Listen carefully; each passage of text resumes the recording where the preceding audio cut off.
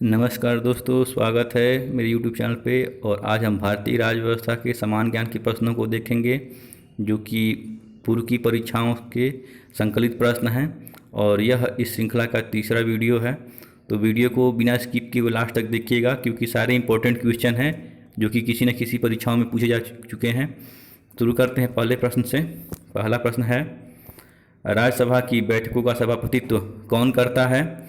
इसका सही उत्तर है ऑप्शन बी, उपराष्ट्रपति। दूसरा प्रश्न है, उपराष्ट्रपति का निर्वाचन किसके द्वारा होता है? तो इसका सही उत्तर है ऑप्शन बी, संसद के सभी सदस्यों के द्वारा। और तीसरा प्रश्न है, उपराष्ट्रपति किसका पदेन सभापति होता है? तो इसका सही उत्तर है ऑप्शन सी, राज्यसभा।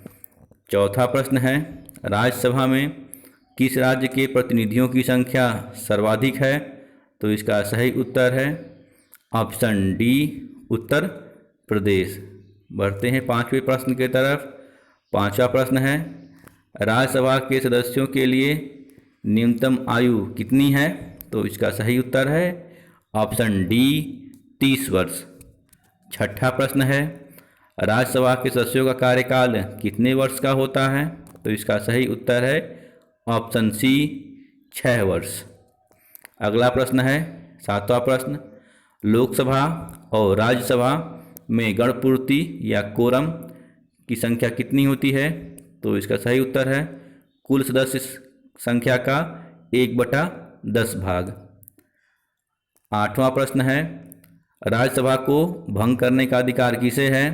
तो इसका सही उत्तर होगा ऑप्शन डी, इनमें से कोई नहीं, क्योंकि राज्यसभा एक अस्थायी सदन होता है और इसे कभी भंग नहीं किया जा सकता, बल्कि इसके 1/3 सदस्य हर 2 वर्ष पे कार्यमुक्त होते रहते हैं।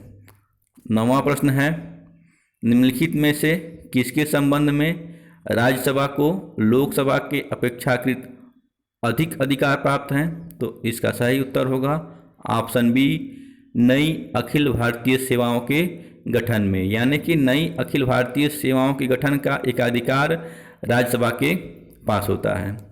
बढ़ते हैं 10वें प्रश्न की तरफ। किसी धन विधेयक के पारित होने में राज्यसभा अधिक से अधिक कितनी देर कर सकती है? तो राज्यसभा अधिक से अधिक 14 दिन ही देर कर सकती है, यानी कि ऑप्शन ए सही है। 11वां प्रश्न है, राज्यसभा के नामित प्रथम फिल्म अभिनेत्री कौन थी? तो इसका सही उत्तर होगा ऑप्शन ए, नरगिस दत्त। 12वां प्रश्न है इस श्रृंखला का कि लोकसभा की अधिकतम सदस्य संख्या कितनी हो सकती है? तो अधिकतम 552 हो सकती है, यानी कि ऑप्शन डी सही है। 13वां प्रश्न है, वर्तमान में लोकसभा सदस्यों की प्रभावी संख्या कितनी है? तो अभी जो प्रभावी संख्या है वह है 545 और 552 हो सकती है, लेकिन फिलहाल अभी 545 ही है, यानी कि ऑप्शन सी सही है।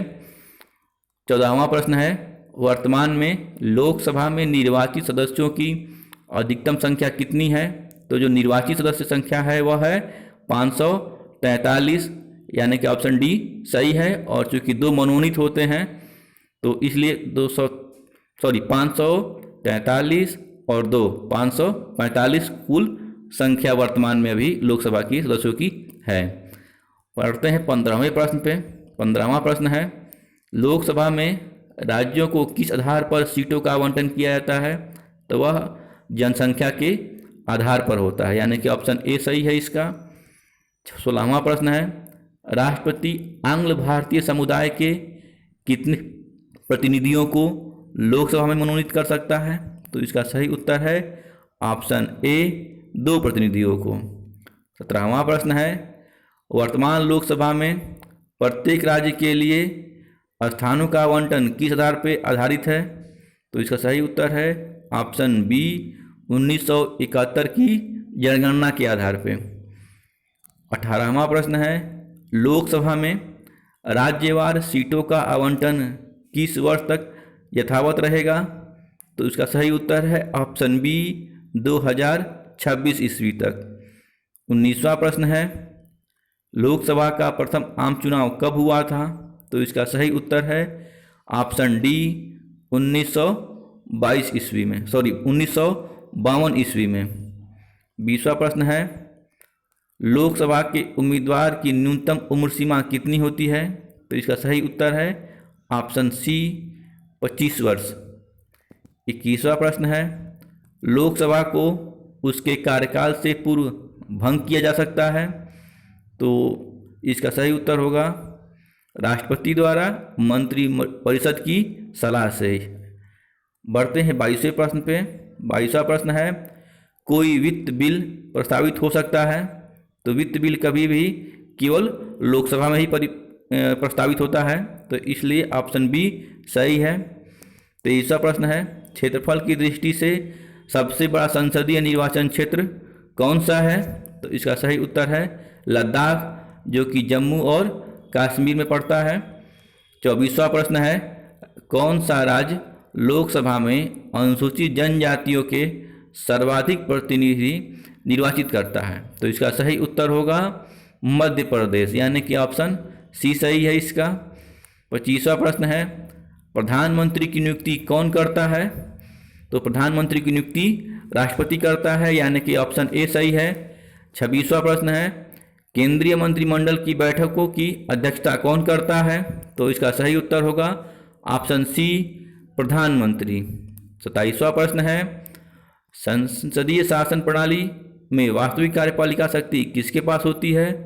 तो इसका सही उत्तर होगा ऑप्शन डी प्रधानमंत्री। बढ़ते हैं 28वें प्रश्न की तरफ। बिना किसी सदन की सदस्यता के कोई व्यक्ति कब तक मंत्री पद पर रह सकता है? तो इसका सही उत्तर है ऑप्शन सी 6 माह तक। अगला प्रश्न है 29वां, सामूहिक रूप से मंत्री परिषद किसके प्रति उत्तरदायी होता है? तो इसका सही उत्तर है ऑप्शन ए लोकसभा। 30वां प्रश्न है, भारतीय संविधान में निम्न में से किस पद का उल्लेख नहीं है? तो इसका सही उत्तर है ऑप्शन डी उप प्रधानमंत्री। 31वां प्रश्न है, लोकसभा का अस्थायी अध्यक्ष या प्रोटेम स्पीकर किसके द्वारा नियुक्त किया जाता है? तो इसका सही उत्तर है ऑप्शन डी राष्ट्रपति द्वारा। 32वां प्रश्न है, लोकसभा अध्यक्ष अपना त्यागपत्र किसे सौंपता है? तो लोकसभा अध्यक्ष अपना त्यागपत्र लोकसभा उपाध्यक्ष को सौंपता है, यानी कि ऑप्शन डी सही है। 33वां प्रश्न है, संसद के दोनों सदनों के संयुक्त अधिवेशनों की अध्यक्षता कौन करता है? तो इसका सही उत्तर होगा ऑप्शन डी लोकसभा अध्यक्ष। 34वां प्रश्न है, लोकसभा में किसी विधेयक को धन विधेयक के रूप में कौन प्रमाणित करता है? तो इसका सही उत्तर होगा ऑप्शन सी लोकसभा अध्यक्ष। 35वां प्रश्न है, प्रथम लोकसभा अध्यक्ष कौन थे? तो इसका सही उत्तर होगा ऑप्शन ए जीवी मावलंकर। 36वां प्रश्न है, प्रथम स्पीकर जिसके खिलाफ लोकसभा में अविश्वास प्रस्ताव लाया गया था? तो इसका सही उत्तर है ऑप्शन बी के एस हेगड़े। 37वां प्रश्न है, लोकसभा अध्यक्ष का चुनाव किसके द्वारा किया जाता है? तो इसका सही उत्तर है लोकसभा के सदस्यों के द्वारा, यानी कि ऑप्शन डी सही है इसका। बढ़ते हैं 38वें प्रश्न की तरफ। 38वां प्रश्न है, महान्यायवादी की नियुक्ति कौन करता है?